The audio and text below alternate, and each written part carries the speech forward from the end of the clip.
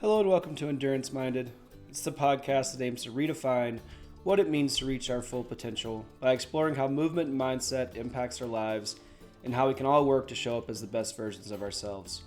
I'm your host, Taylor Thomas, founder and coach at TEC, and I want to kick this episode off with an all call for coaches, health and fitness professionals, dietitians, nutritionists. If you are in the health and wellness space, and you are frustrated with the growth of your business, if you are struggling to make the money that you want to make, if you're struggling to understand how to attract and retain your ideal client, if you struggle to charge what you feel like you're worth, then I am speaking to you. TEC, the company that I founded, is a business accelerator for people like yourself. Individuals in the health and wellness space that want to grow profitable businesses but are struggling to do so. We have spent the last decade putting together all of the resources that you need to address the specific pain points that individuals in this space face when they are working to grow and scale their businesses. We address that in three primary ways. We look at revenue. How do you make money? This is a primary pain point that individuals in this space, in the coaching industry face, and we address that very tactically and help you put systems in place and develop skills to make the revenue that you want. We also address client acquisition and retention. How do you attract the right client, specifically a client that is willing to pay you what you're worth, recognizes your value and what you bring to their lives, and how do you retain that client? How do you stop the incessant, consistent, constant running around and chasing new clients? This is one of the biggest pain points in our industry, is that we're always trying to fill our rosters. If we can keep the clients we have, we solve that problem. So we teach you how to do that so that you can stop that rat race. We also address support. So the coaching industry is very siloed. We're all trying to keep secrets from each other. For some reason, there is no secret sauce. What is required is support. We want collaboration. We want to work with entrepreneurs and business owners that are excited and fired up to trade ideas, to share information so that we can elevate the industry as a whole. So TEC focuses primarily on providing that network so that you don't have to reinvent the wheel. You don't have to solve these problems for yourself. We put you in relationship with driven, fired up entrepreneurs in this space that you can share ideas with, that you can get mentorship from, and so you can accelerate the growth of your business versus trying to figure it out all on your own. So if any of these three primary pain points sound like things that you have dealt with or are currently dealing with, then I want you to reach out. You can do that at thomasendurancecoaching.com. Click Become a Coach in the top header to get started. You can also reach out to us at enduranceminded.com. We'll put the information in the show notes of this episode. We are looking to work with 100 coaches this year in 2024 to help them grow and accelerate their coaching businesses. We only work with the best of the best. We only work with people that are ready to make a change, that are ready to change the narrative in the coaching industry. And so if this sounds like you, if you feel like you're the right fit, then we want to work with you. We want you to be one of those 100 in 2024. Again, that's thomasendurancecoaching.com. Click the link at the top of the header or check for the link in the show notes. And I look forward to helping you build and scale a wildly profitable coaching business. Hello and welcome back to Endurance Minded. I want to introduce today's guest, Lydia Black. Lydia is the owner of Focus Psychology Services. She is the lead psychologist for the Tasmanian Institute of Sport. She's a psychologist for the Australian Institute of Sport. And we had an amazing conversation. Lydia brings, as you can imagine, given her credentials, a wealth of knowledge in the things that we are interested in talking about on Endurance Minded. A few of the highlights are the role of coaches in athlete wellness. What role do coaches play when it comes to an athlete's overall wellness, their mental health, how they're feeling outside of training, how they're feeling about themselves, their life? I always say that training doesn't happen in a vacuum. And what I mean by that is we have a tendency as athletes and coaches to isolate the work that we're doing as athletes, right? So training happens in this silo, and then everything else happens kind of over here in another space entirely. And that's not the case, right? These things are all connected. How we show up for one thing is how we show up in another space. What we make our training mean about us, how a particular session goes, is going to show up in other areas of our lives. And Lydia allows us to break this down, and we unpack this. And it's really, really something I think is tremendously valuable in terms of a mindset shift or just a recognition for coaches and athletes. We talk about some of her experiences as an elite level rower when she was younger, and the anxiety that she faced, some of the challenges that she faced personally when it comes to performance anxiety, and how she ultimately overcame that, and some tools that she used. We talk about performance psychology in everyday life. How do these tools that we deploy as athletes show up in the rest of our lives? Again, drawing from this idea that training doesn't happen in a vacuum. And as we've talked about so much on Endurance Minded, the skills that we learn, who we become through the act of a consistent movement practice, will no doubt have an impact on all areas of our lives. It teaches us how we show up. And so we talk about what that looks like in our everyday lives, and how what we do as athletes can actually be deployed in a meaningful way to help us be better people, to help us show up as the people and the person that we would like to be.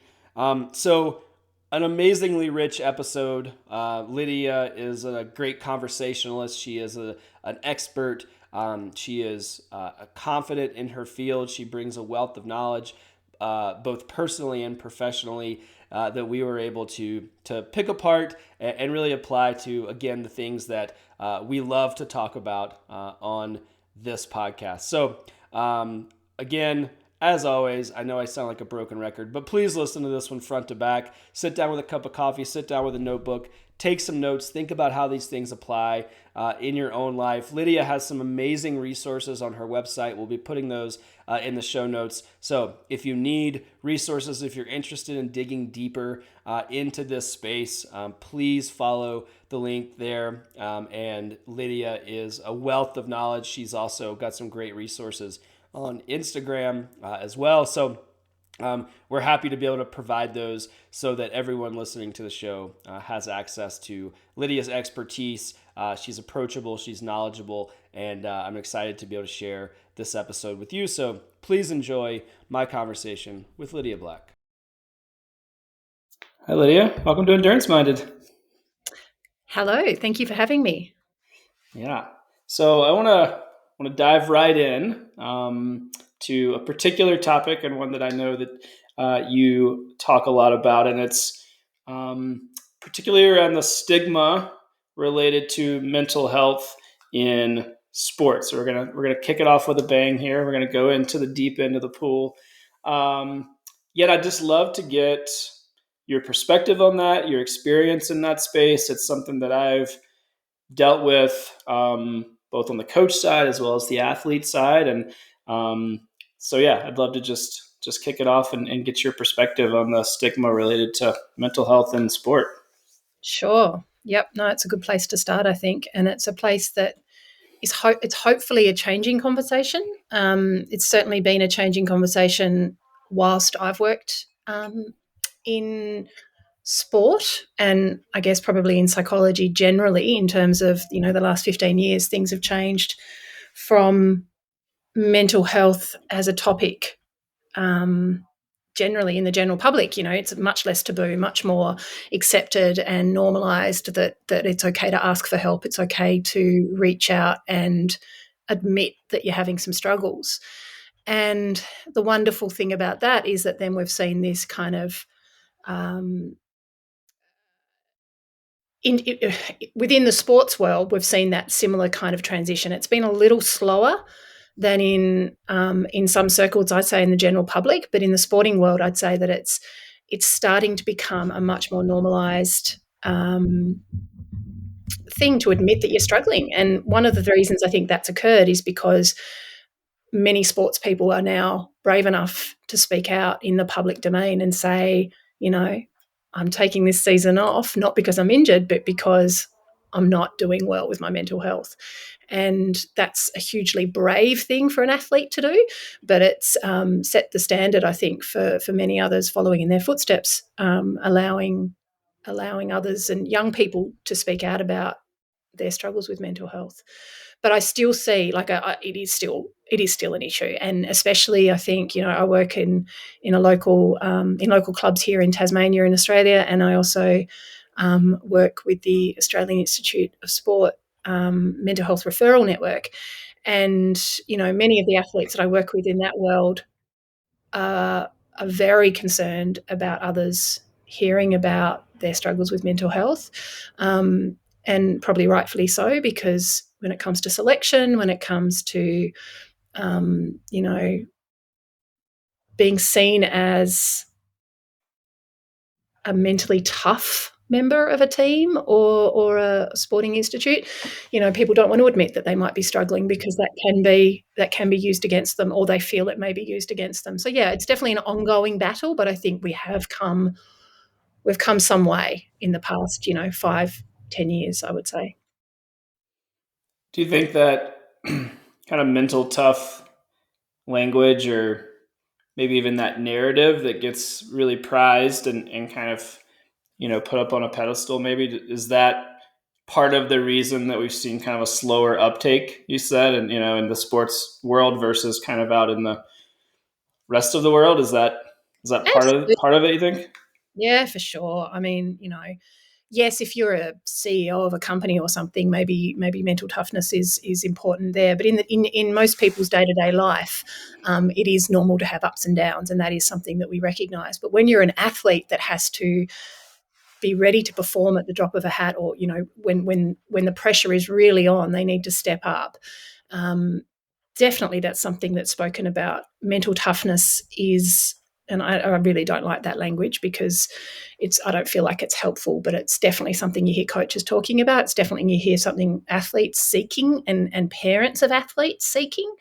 I think one of the things that I hear a lot about is, this athlete needs to be more confident, and, they need to be more tough, and they need to be more confident when things go wrong. And it's this seeking of this perfection of mental attitude or mental resilience, that is a little bit backward in going forward, because the more we push for that, the harder it is for a kid who's struggling. The kid who's having a day where they don't feel particularly mentally tough, if they believe that that's the key to their success, then I guess their struggle gets more real, doesn't it? Yeah.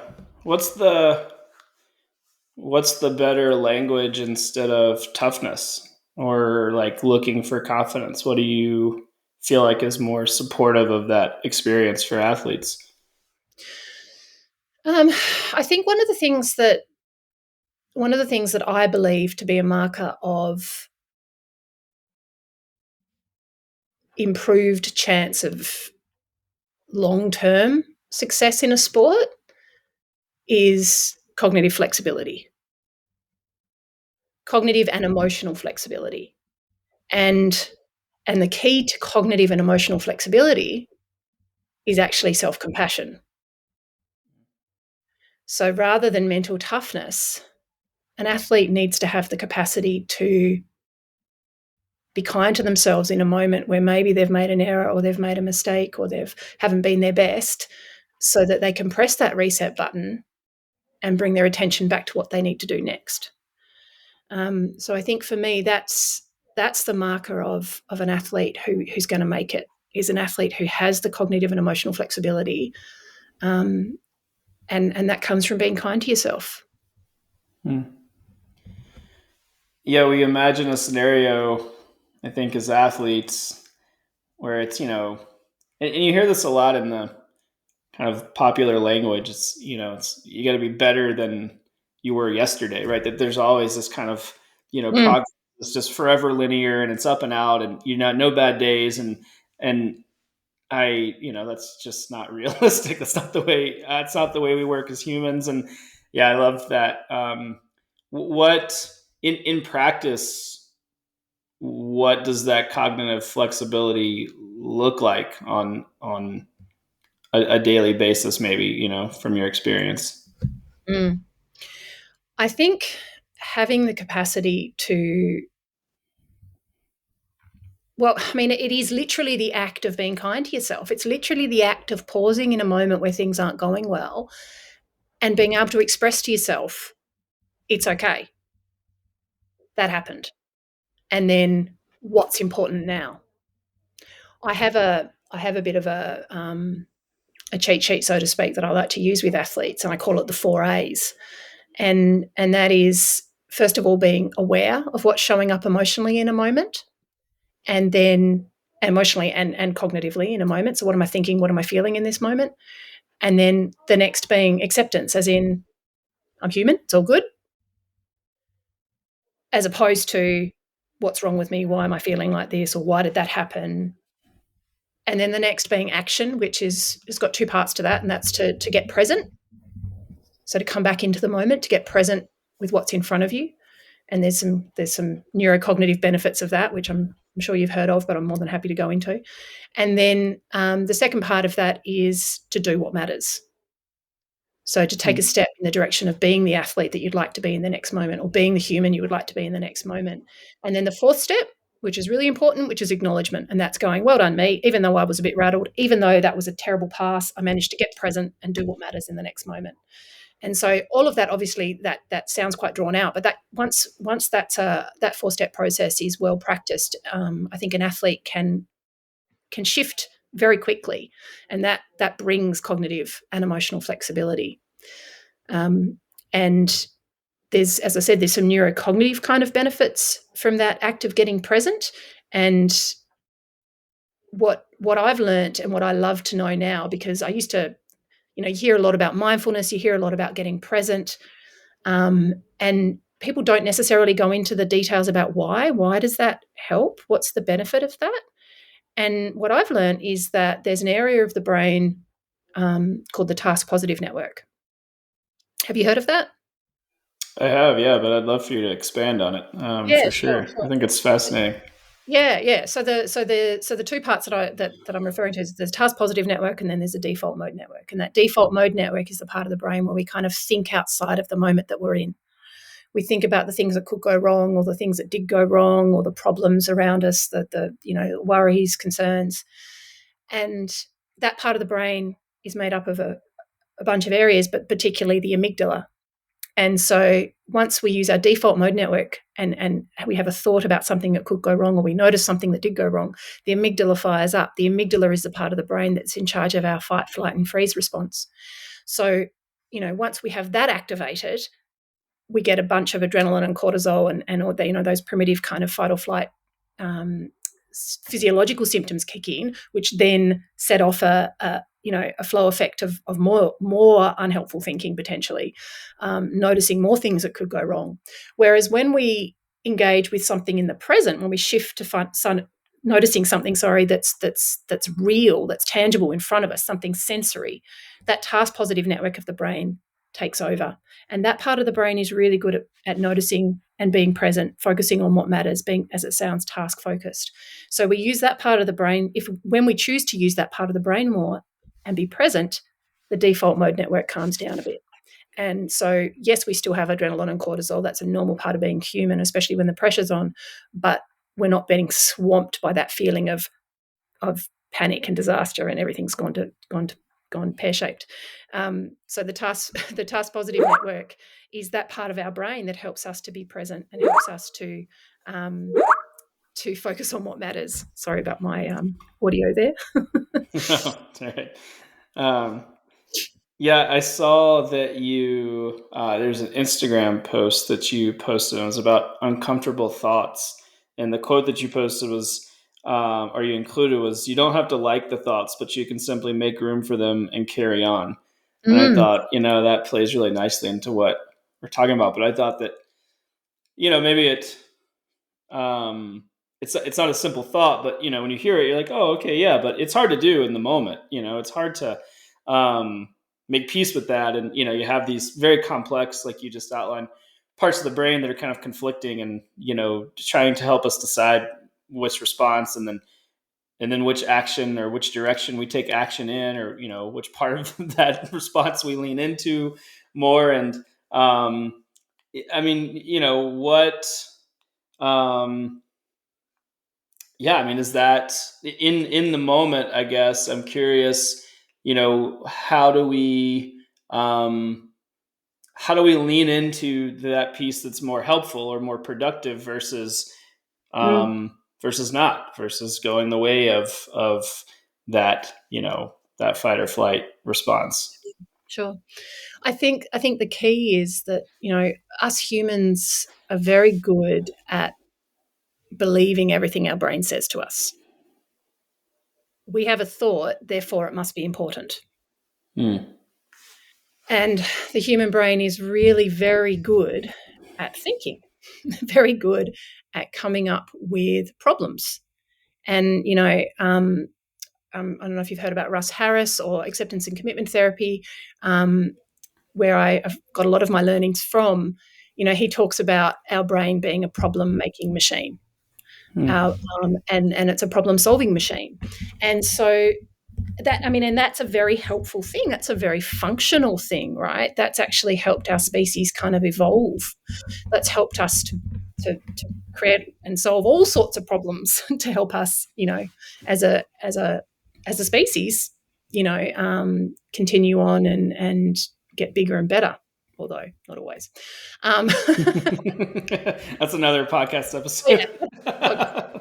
but that the very nature of the human brain being a problem making machine means that we are constantly looking for problems around us, and we're looking for problems within ourselves. And that's because we once upon a time we were cavemen, right? We have evolved from a caveman who had to survive in a very dangerous environment. They had to um, you know feed their tribe and make sure their tribe was safe and all those things. So our brain looks for problems all the time, and that's kept us safe.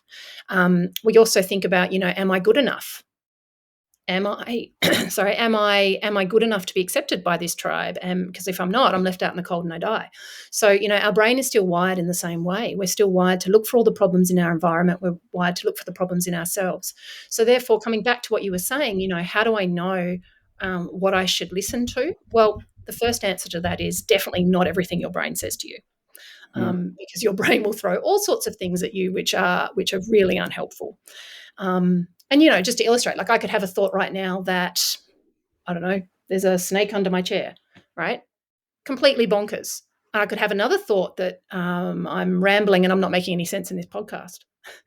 One of those thoughts is going to trigger some emotion in me, right? The other one's a bit silly and I just let it go.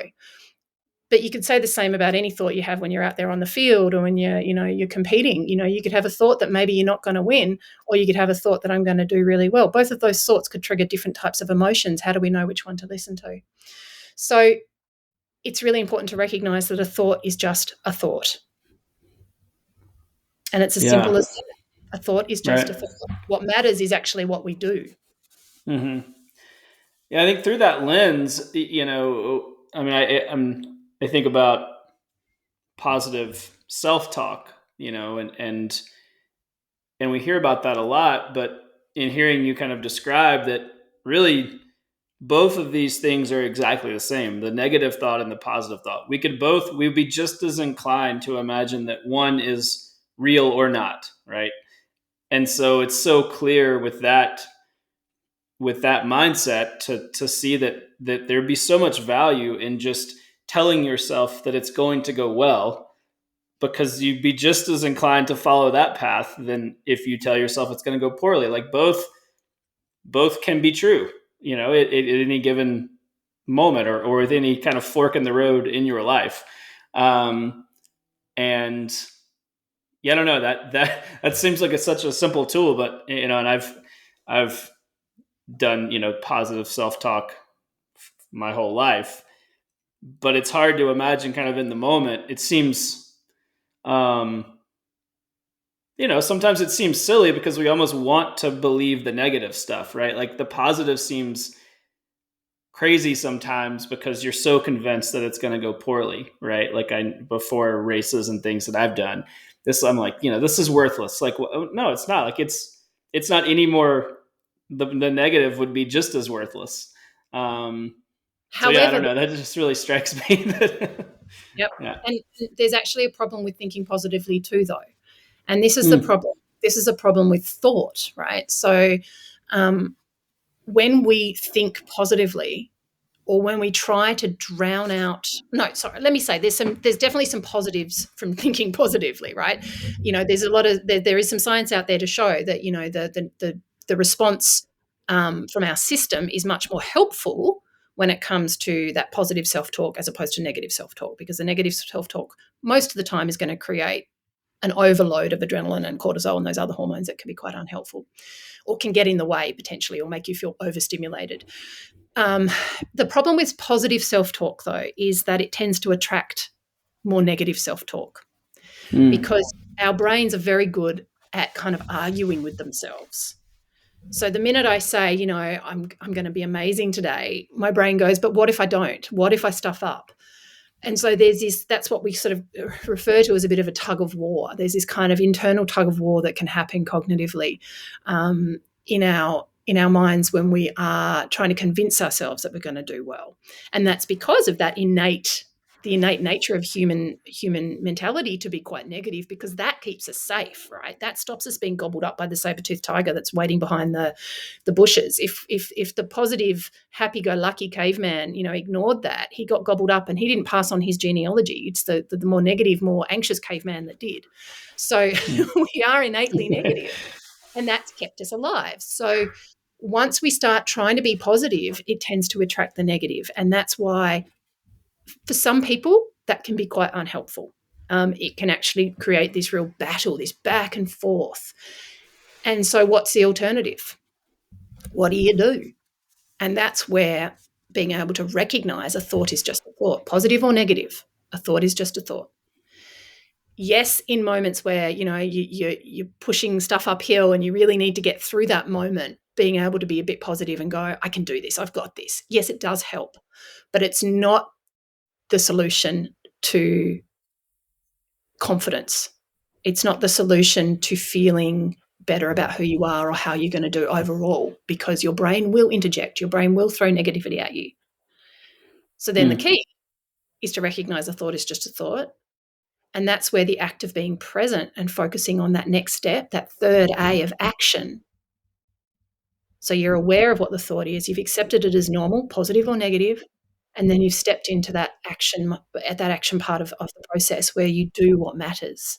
You get present and you do what matters. And the getting present part's important because then you can focus on actually what's in front of you rather than the jibber jabber in your head. And then you step forward to do what matters, which obviously is something you've thought about before, or you have an idea of what matters to you, what your values are, what your goals are, what's important in this setting. And that could be, being a great teammate and passing the ball, or improving your leg speed in your ride up the hill, or it could be going to bed because it's the night before a competition and your brain's going over and over and over and over. Sorry, that was a long-winded answer, but I hope that makes sense. No, that was excellent. What how does that apply, if at all, to other people's words? If you express that you're feeling a certain way, people, they try to calm you down, or it's okay, or they try to give you some sort of wisdom, or right, whatever, however that manifests in whatever group of people you're in. Is that, yeah, how does that interplay work with the thought is just a thought, but then other people are telling you their thoughts also typically? So what's the interplay there? Yeah, look, I think it's a great question, and I think it's a tricky one, I think, for athletes, because there's usually a team of people around them that have opinions, whether it be a coach or another teammate or a parent. And I work with grassroots I work with young kids as well as athletes that are vying for the Olympics. And at all levels, you hear this. More so probably when they're a bit younger and they're seeking that kind of external validation or support because they're struggling. And it is a tricky one. And I think that's where, a lot of my conversations with athletes come back to what matters to you, what do you value in terms of who you are as an athlete and how you engage and how you behave. And I also try and work with parents and coaches to help them understand that actually it's important not to tell someone that they shouldn't be anxious or that they should calm down or they shouldn't be thinking negatively. And in fact, what's much more helpful is to actually say, it's normal to have doubt. It's normal to lose confidence, but actually come back to your competence, come back to what matters, come back to your skill, come back to what you've done at training, come back to what you've achieved in the past, because that's actually where you get your confidence, is from your competence, not from a feeling of confidence, but actually from that evidence of the past, your competence, your level of competence. Yeah, I was reading one of your blogs, and it was about your own personal experience as a young athlete, and you're a rower, and you said well-meaning words aren't enough, and you were talking about other people around you in those scenarios when you were dealing with anxiety and all of the things that we're talking about. I'd be curious to learn, just for you to share a little bit about your own personal experience in that space as a young athlete. And, maybe I'm sure that ties into all of the things we've talked about up to this point, but yeah, I'd love to hear just kind of your experience and how you, because I know you went on to kind of grapple with that and to get on the other side of it and have lots of success. So what was that like for you? Well, yeah, just on that, probably not as much success if I'd really understood it at the time for what it was. But going back to your initial question, when I was young, I guess I was thrown into rowing kind of by accident. I was not very good at ball sports. I was a bit clumsy, and so and I was tall. So someone said, "You'd be good at rowing. Come and row." And so I did, and had a coach that was very determined to have some champions, and worked his young athletes pretty hard. Looking back now, there's a lot of things I would have done differently had I known and understood what was happening at the time. But lots of really good experiences, but just very, very hard work at a very young age. So from the age of 13, basically, to the age of 18 or 17, I guess, very elite kind of rowing. Well, not elite. That's a funny word, isn't it? Very, very high performance kind of approach to sport, and never in that sort of world of training and seeking success and having lots of fun, but mental health was never spoken about, and the impact of performance anxiety was never spoken about. It's just that very old school kind of go out there and just do it, and you'll be fine. And I guess nerves was probably spoken about, but never really addressed as in terms of how much it could be impacting our enjoyment of the sport or my capacity to sort of get out there and be my best. So yeah, I have this memory of being about sort of, I guess I was about 13 or 14, and I was in my single rowing scull, and I was due to race a girl who was, beating me, but I was meant to beat her at this race, I think, from memory. And I remember distinctly feeling so sort of crippled by this feeling of pressure, anxiety, stress, fear, dread is probably the best thing. I loved rowing and I loved the feeling of racing when things were going well, but this dread prior to racing. And I actually hid in my single scull.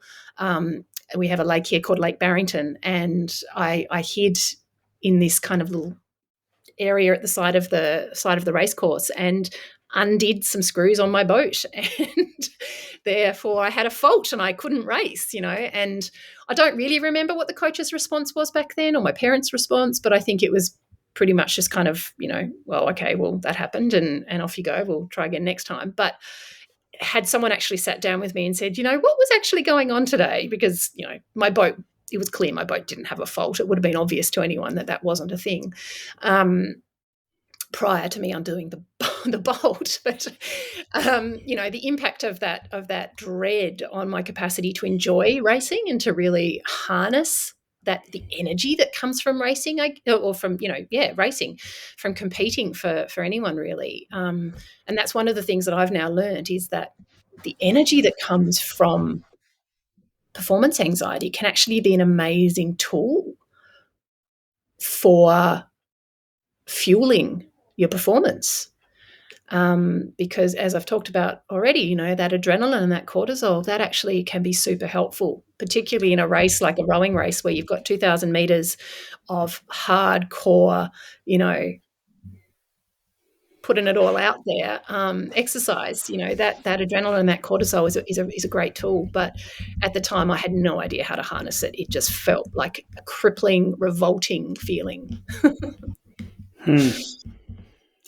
Yeah, it's like self-sabotage was easier to some extent than to do the thing, to face like you said, to kind of harness that or to move through it or past it, or to normalize it. I think that right. would have been helpful if actually I had known that it was okay and normal to feel those feelings.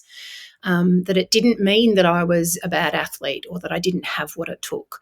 Because in my mind, that's what I was thinking, especially after I avoided that race. And I think, that leads me to that avoidance. Avoidance is something that we all do a lot of when that feeling of dread starts to build, and that, in all areas of life can be the thing that holds people back when they're anxious. So yeah, I think if I'd understood that feeling a bit better at the time and it had been normalized, I think I probably would have been able to harness it. What's the tipping point? Because we all sit in some version of that balance where you have this kind of avoidance. You want to run away. If we're going to do something hard, let's say we're trying to put ourselves out there. We set a goal. Failure is an option, right? Success is also an option, but it could also not go well. This could be in any area of your life. So on this one hand, there's a very real feeling of, well, I should just avoid or self-sabotage, or I can figure out some way to not have to actually butt up against this, whether it be opportunity for failure or likelihood of failure.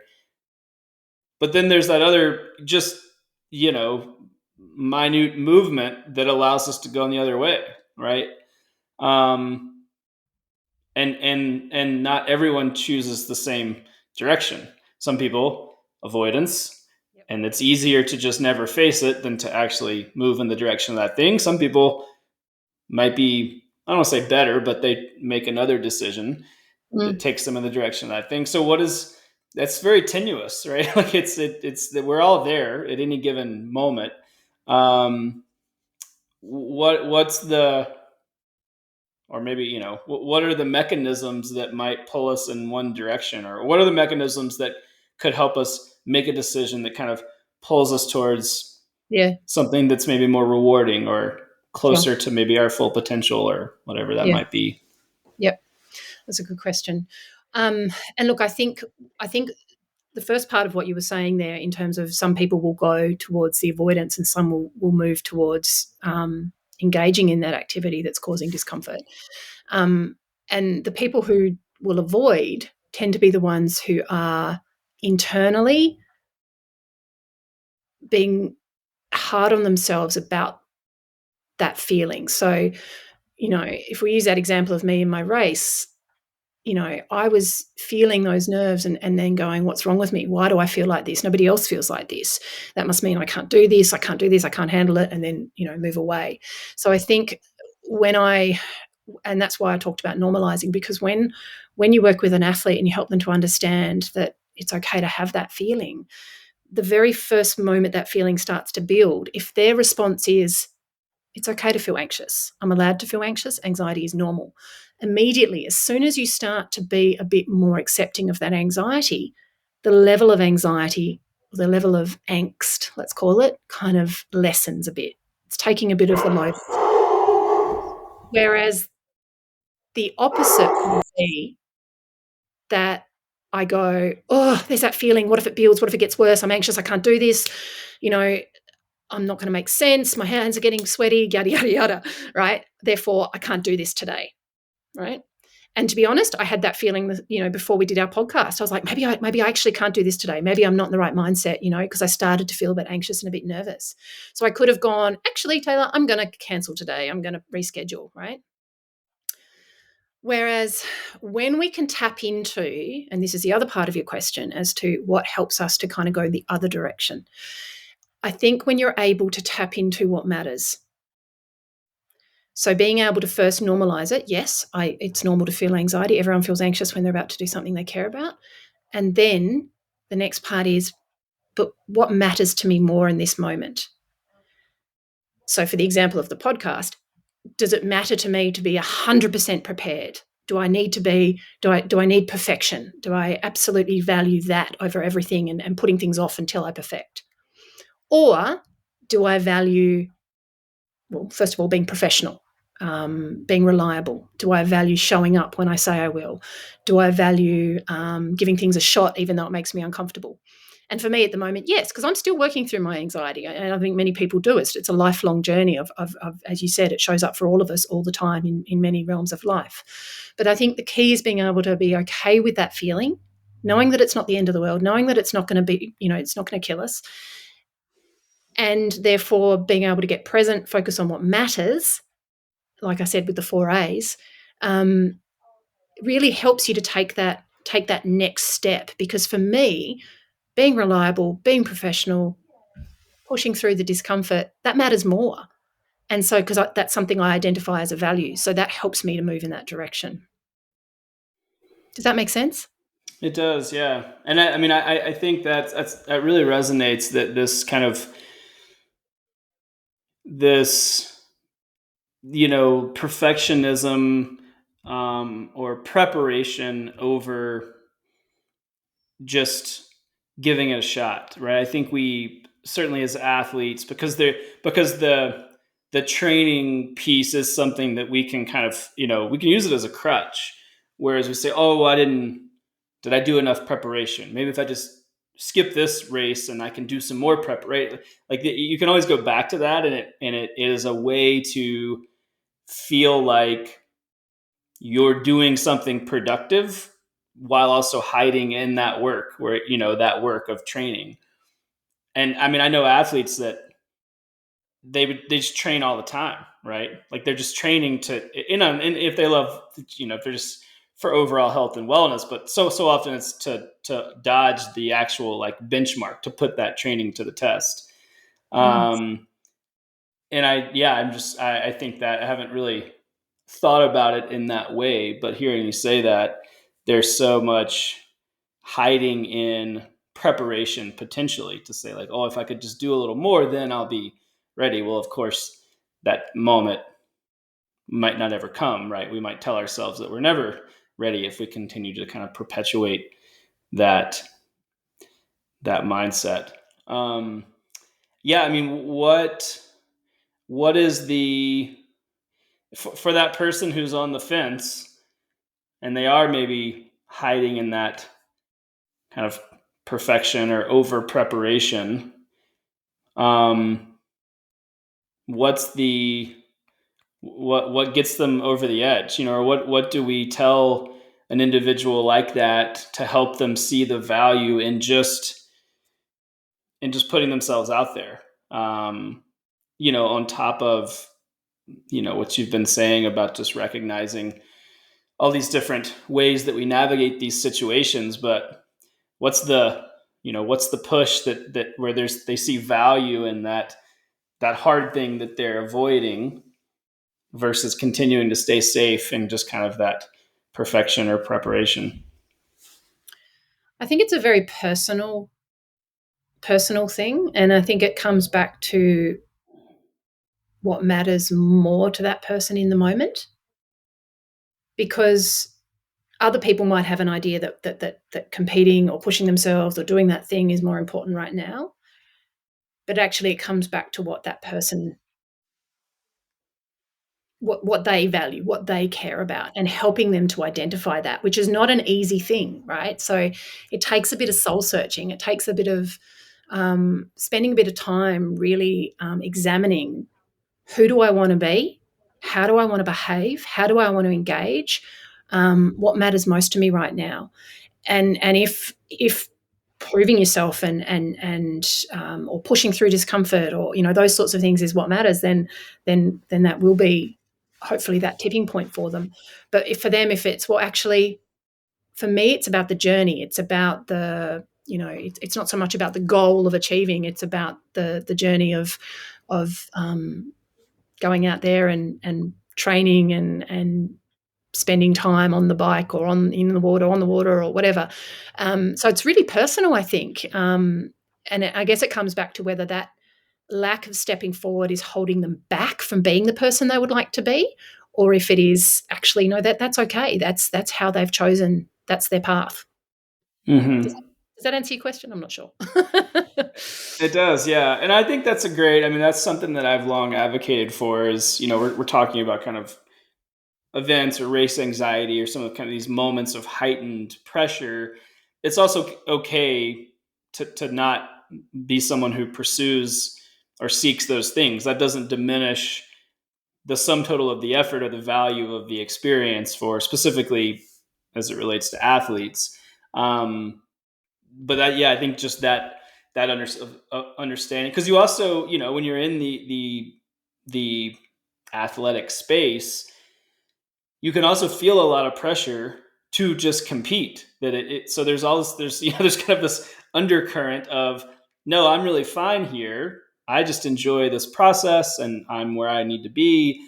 And then you look externally and it's easy to feel like you're, I'll use quotes, like you're wasting your time if you're not leveraging that Mm, for some grand hard sure. experience.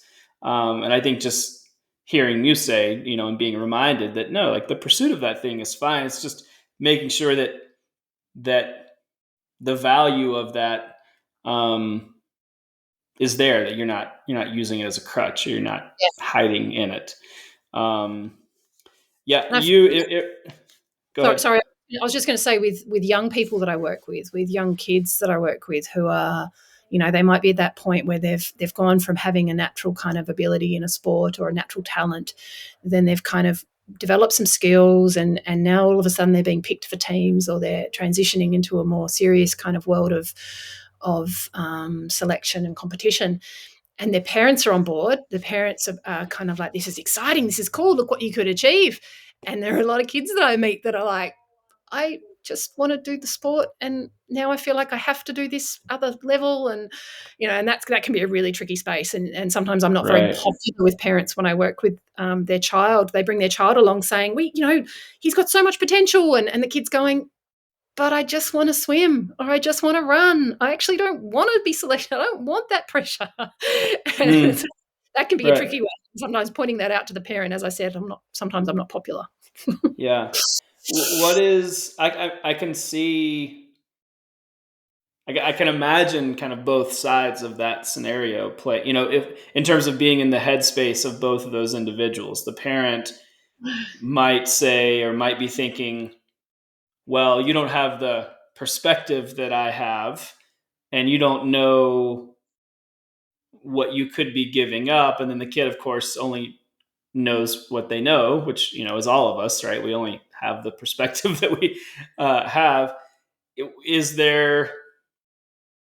I mean, is that a consideration? That, and I'm not by any means saying that like how that younger person feels is not valuable, but is there any weight given to like the parent might see that, oh well, in a year maybe you could like it and it could be a great opportunity to, how do Yeah. you balance that? Tricky Or is one. that not, yeah. Yeah.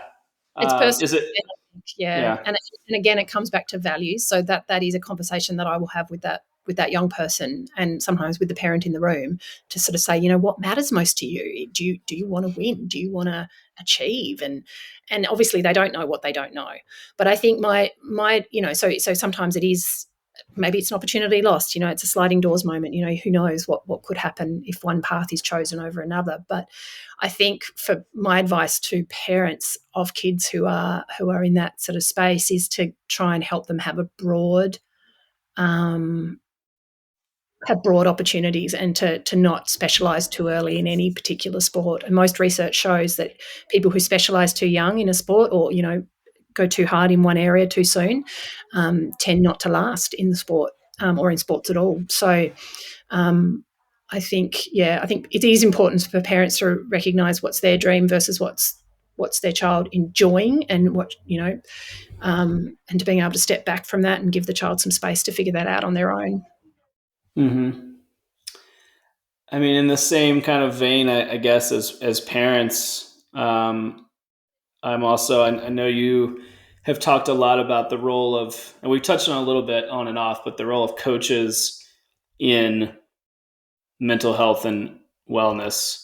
Um, what what is that role? What do they? Yeah, I'd love to hear your perspective on that. I believe if you're a coach of, if you're sort of the volunteer coach that's showing up, which I was for 6 years, coaching my daughter's soccer team. I think it's important to have some awareness around normalizing emotional responses to sport and emotional responses to life. I think that's sort of where it ends and begins, is just being able to be kind of a accepting and normalizing of talking about our emotions and saying to the team, I'm feeling nervous today. Is anyone else nervous? This is fun. Let's get out there. So being able to normalize speaking about emotions. But I think at the next level, when a coach is coaching in a more professional sense, or in an employment sort of, they're employed to coach, I think they have a responsibility to be mentally health aware, mental health aware. Does that make sense? And I think organisations and institutions have a responsibility to educate their coaches about supporting athletes' struggles with mental health, even if it is just normalising mental health struggles, but knowing where to access more support, knowing some of the signs and symptoms that might stand out when you're working with an athlete, and to know your athlete, to get to know your athlete. Because if you know your athlete and you understand them, and you have a relationship with them that's fairly open and has good communication, that stuff won't be hard to see or to notice when your athlete's struggling, and it won't be hard to start that conversation. And I think accessing information where possible is the key if you're coaching, because obviously coaches don't necessarily come from a background of being educated around mental health or psychology, but that doesn't mean you can't learn on the job. Yeah. No, I totally agree. And I wonder too what maybe, I guess it's a balance like most things, but so often coaches, um, you're a cheerleader. Come on, keep going. Like you got it. Like you can do it, right? And maybe it takes us probably back to those kind of well-meaning words, but there's a point at which that doesn't serve the athlete, right? And so often coaches feel like that's really their primary job, and that's a broad stroke, but Mm. generally speaking, it's this, hey, I'll encourage and keep going, just do your workout, and so I mean, what other tool? I mean, you said continued education, but what other tool can a coach look for or deploy outside of just that kind of cheerleading mentality to find a bit of nuance in that relationship? Because I know that when I talk to a lot of coaches, they feel like it's very linear, right, in terms of like this is my job as a coach. I'm here to just kind of push this person towards this race. And I don't really know where else I fit in that relationship. Now, I agree with you that communication, that can be expanded dramatically, but just curious for coaches that might be struggling with how to find their voice in that space outside of just that cheerleader approach might work to do that. Yeah, I think it's a tricky one, isn't it? And I guess it definitely does come back to knowing your athletes and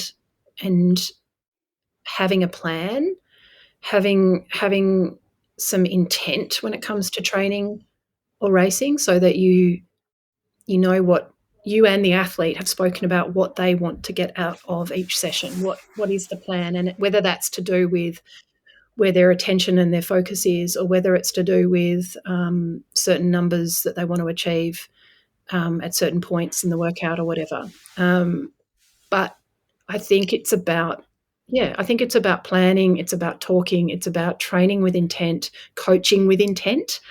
And in order to do that, you have to communicate with your athlete and you have to have a bit of a plan. And that plan might be, there might be sort of, obviously there's goals. We're really good at focusing on goals, but also talking about what else matters in terms of what are the things that the athlete has decided really matters to them, so that the coach can use that language in those moments when the athlete is struggling.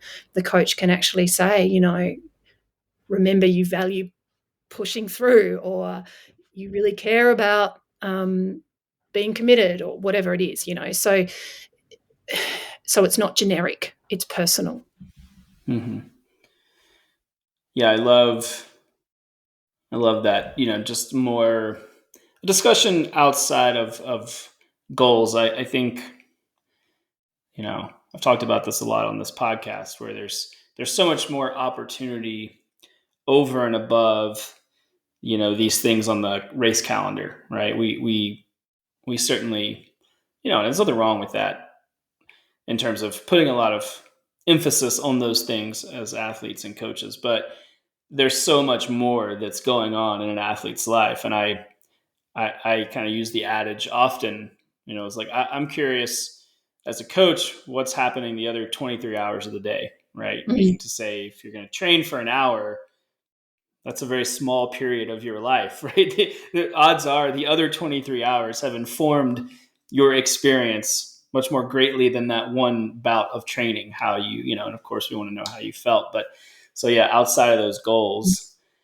what matters, so yeah, I think just expanding that conversation is so valuable. Getting the athlete's perspective, not just the coach's goals. So I think often coaches will know what they want the athlete to achieve, or they know what they want to achieve from the training session.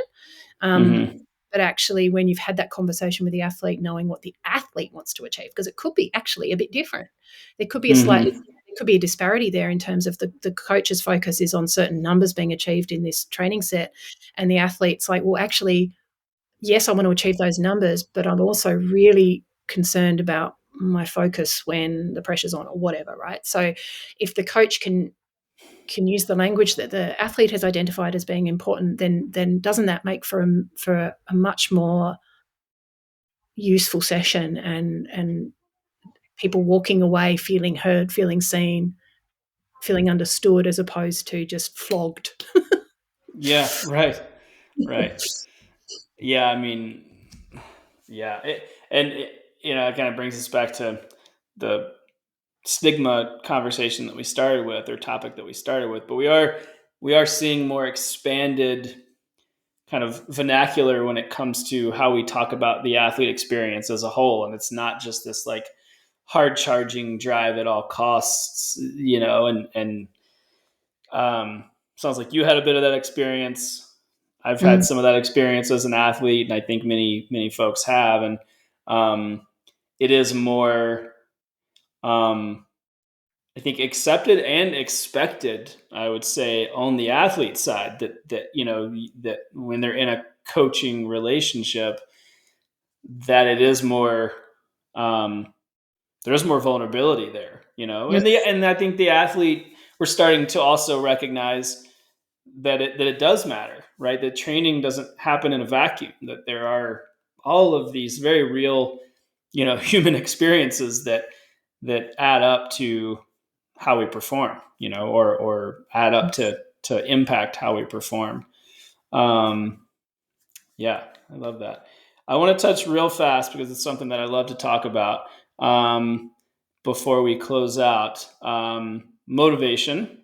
Mm-hmm. And you posted on Instagram that motivation comes from giving yourself credit for your efforts, and I thought that was really, really cool, and really, again, it's a language game, right? Where we, in popular kind of media, with that, it's motivation this, and if you can't, especially here we are closer to the beginning of 2024.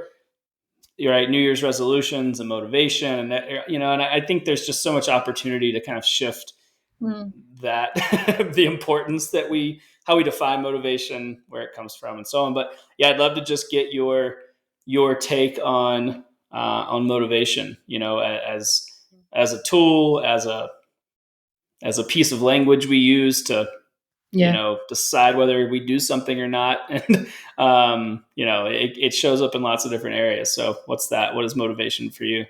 Mm.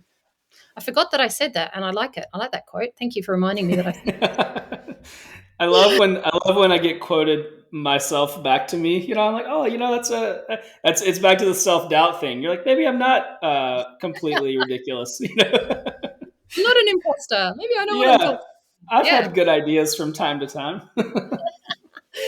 Yeah, and look, I think motivation is definitely that. Like, it definitely comes from giving yourself credit for your efforts, because the opposite is giving something a shot and then being hard on yourself about that, or putting yourself down for it not being perfect, it not being good enough. It's actually good timing. I'm going back to the gym today. I haven't been to the gym for the whole of January, and I joined a new gym in December. And I was on this lovely kind of motivation treadwheel of feeling really great about getting back into the gym. And now that I've stepped away, I feel this kind of like, oh, can I go back? Like, how embarrassing. The trainers are going to know I wasn't there for the whole of January. And so I've got all these sort of self-doubt creeping in, and all these reasons that make me not want to show up this afternoon after I finish work. But I think, when I come back to being able to recognize that, just getting my gym gear on, just getting in there, doesn't matter how hard I go, just getting there, giving myself credit for the effort is actually quite motivating, and will help me to go back again. And I think one of the things that I know I struggle with as an ex athlete is that I will have this idea in my mind of what I need to achieve for it to be worth it, especially when it comes to working out. And it's like, if I'm not going to go for a hardcore session and do this and this, then what's the point in going? And I think, so being able to go, well, going is better than sitting on the couch. So giving yourself some credit for that small amount of effort actually gives you motivation to keep going. And once you get there, often you go harder anyway, and you get more out of it. But being able to kind of go, it's okay. Starting is okay, because where else is there, right? Yeah, right. Yeah, what other step is there to take other than the first one? So, Exactly. um, Yeah. well, Forgiveness and compassion if you don't continue. So I have to forgive myself for the fact that I haven't done what I was going to do in January. If I don't forgive myself, I'll never go back. So, mhm. being able to be compassionate, and, I'm a big believer that self-compassion is such an important part of mental and mental flexibility, cognitive and emotional flexibility, motivation, good mental health. If you can't be compassionate and kind to yourself about moments that aren't amazing, then you're going to struggle. So I think that's my ending point. That's a strong statement to end on. So yeah, thank you so much, Lydia. It was amazing to have you, and thanks for all your for all your great insight. I'm grateful. No worries. It was fun being here. Thanks.